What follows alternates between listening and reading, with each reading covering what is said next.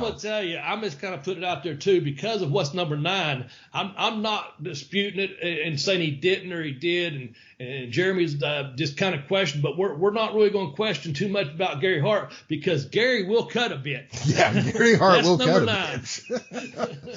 So one of the things I loved was like every story in his book. Every story involves somebody setting up a razor at the beginning. Like every story is like, I was getting ready to go get sundaes for my kids and I'm setting up a razor blade and blah, blah, blah. He carried a razor. Yeah, he did. He carried a straight razor in his jacket pocket. So apparently at some point the missing link comes up behind him and like wallops him in the head. And Gary, knowing that the missing link's a bigger guy, didn't say fuck all that first time. And then he got punched and knocked to the ground, so Gary goes for the razor and just slashes the shit out of the missing link. Jeez. Now,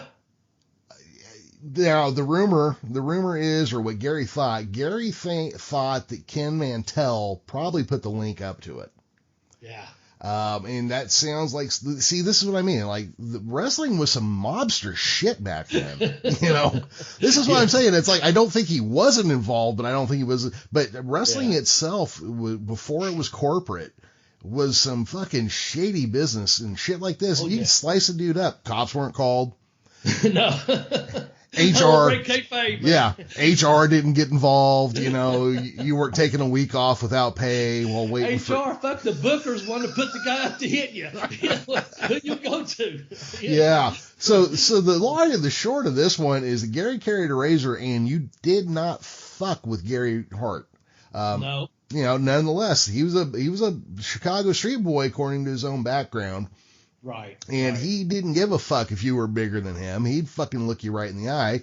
Bobby, also going along with the story you came across. Yeah.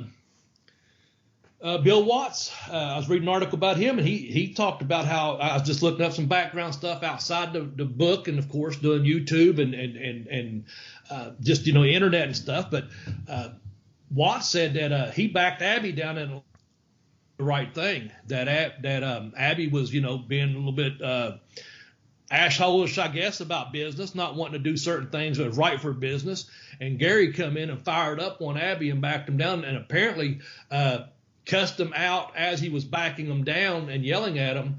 And they said you don't go around cussing to Abby, and put him in his place, but Gary Hart did, and Abby ended up doing the right thing. Now, I don't know exactly what time period that was, but I know it was in an article I read, and it was Bill Watts was telling a story that he really respected Gary Hart from earlier on, and that was one of the things that impressed him later on in life, that he backed Abby down. Yeah. So I don't know if he pulled the blade out, but apparently he cussed him. And of course, if he pulled the blade on Abby would probably just say, "Fucking cut my head. What are you going to do?" Yeah, you're just going to lose your fucking razor in this scar up here. Yeah. Exactly.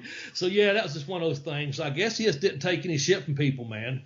And like I said, that Chicago street background, I think some of that was pretty legit for him to get it. To do what he did with his life, no matter what, how a little bit maybe, on the book, how, he might have doctored it up a little bit or whatever. Fact is, he come up and does something really good with his life. Oh, yeah.